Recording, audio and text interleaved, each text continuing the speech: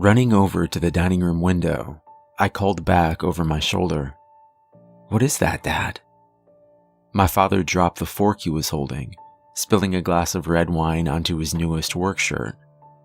He didn't even notice. "Jesus Christ," he said, losing his cool for a brief moment. "I don't know." He stood next to me as we watched the yellowish blur rapidly change directions above our town. It looked like some type of ship. "Where'd it go?" my dad whispered. "There," I said. Our town was located along a 6-mile-long lake, and we watched in awe as the bright object zigzagged rapidly from one corner to the other at speeds that even a child could tell were impossible. My father took out his cell phone, more in a state of shock than calmness, and dialed. Having been a deputy up until last year, he had the number memorized. "Sheriff, this is Doug Turner." My father paused. "Look up." There was more silence then. My father hung up and looked back over at me. "He's gonna make some calls. Says it's probably just someone testing out a new drone." The ominous yellow light turned dark then, a moment after looking to have landed near Williams Ranch at the east corner of town. "Come on, you gotta get some rest for school," my father said. I think he tried to hide what he was really feeling. He forced a smile as the phone rang again. "This is Doug." "Yes, sir." "Give me about 20 minutes. My father looked over at me, and for a second I thought I saw fear on his face. He pushed it aside. "Come on, let's get you to bed." He tucked me in and kissed me on the forehead. Before I could tell him to be careful, he tried his best to ease my worries. "Don't worry, I'm sure it's nothing. Sheriff says he's bringing a few other men along as well." He winked. "Whatever it is, I'll be careful." And then he was gone, leaving the light on near my bed and closing the front door with a click. I was home alone, but no one in the town ever worried about such things as burglars, or worse. At least not yet. I don't know how I fell asleep, but all I can tell you is I woke up the next morning with a terrible headache. My father hadn't come home. Clutching my head tightly, I still managed to run into the kitchen and was surprised to see him waiting for me at the table. "Good morning, son."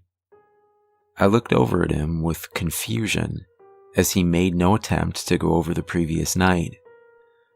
"What was it, Dad?" His blank expression held.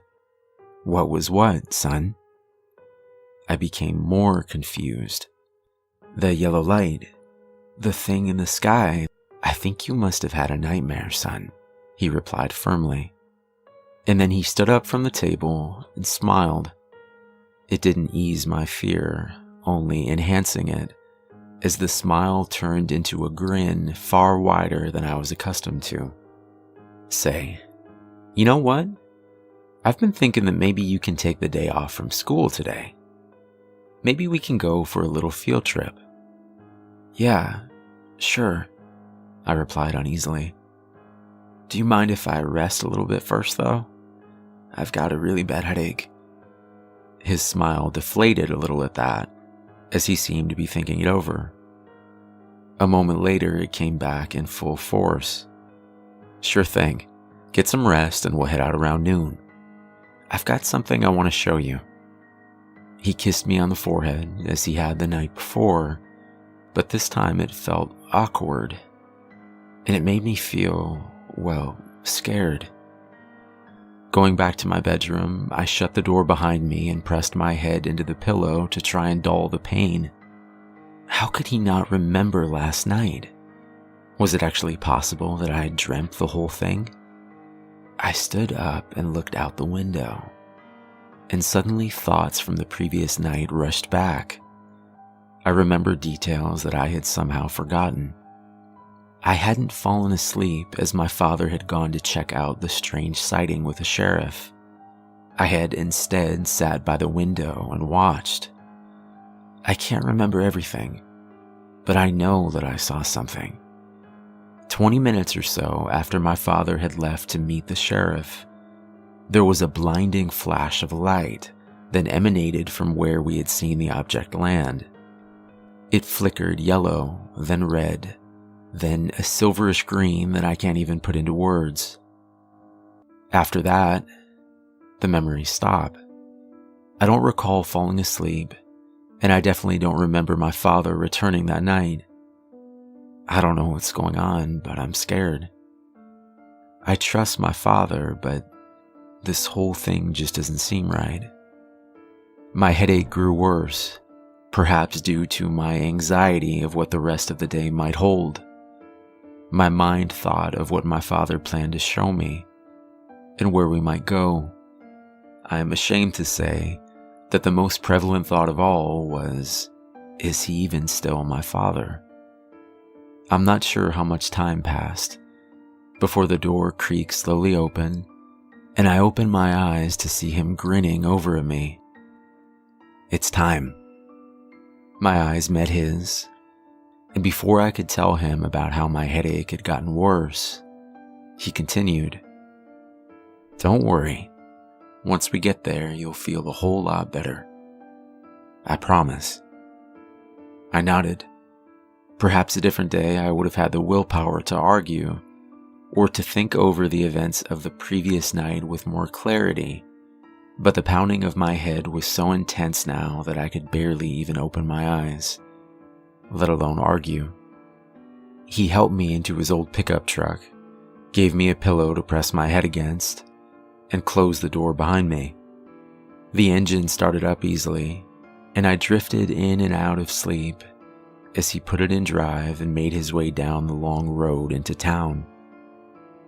Opening my eyes for a moment, a bright patch of pine trees could be seen out of my window. I saw a family of deer as well, their eyes seeming to focus on me as we made our way farther down the road. When we got to the town square, it was unlike anything I had ever seen in my life. My friends and some of my family were there, as if they had been waiting for me.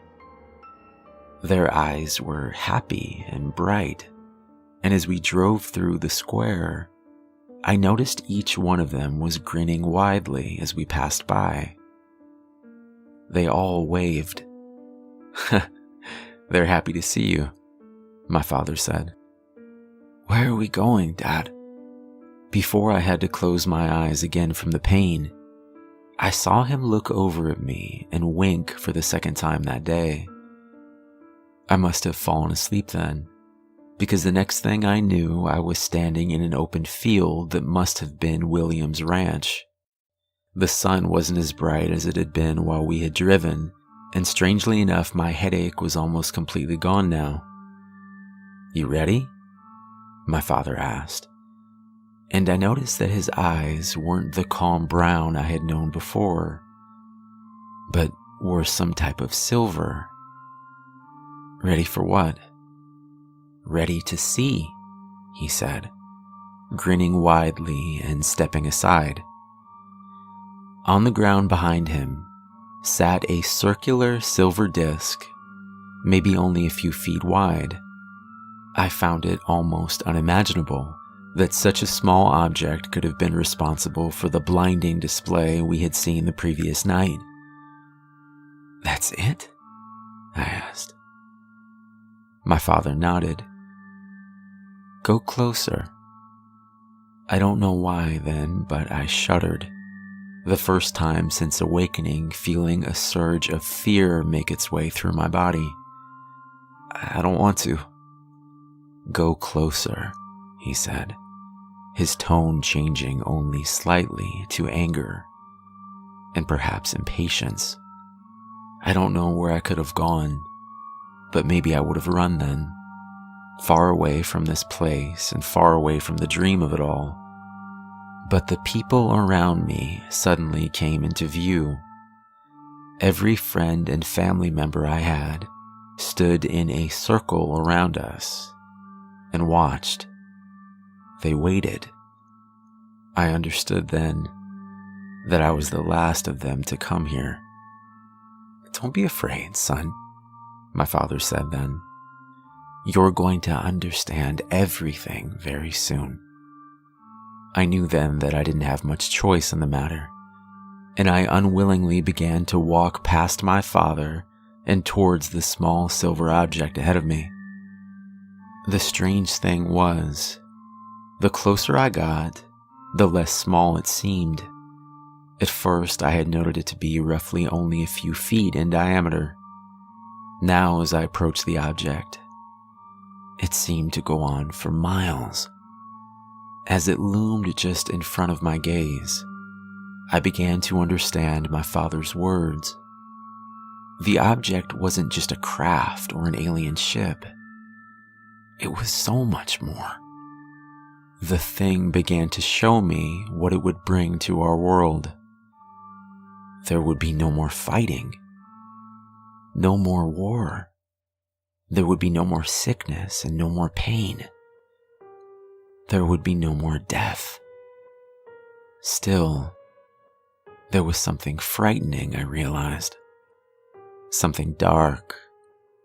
And something... "You're the last one in town," my father said. "Go ahead, son."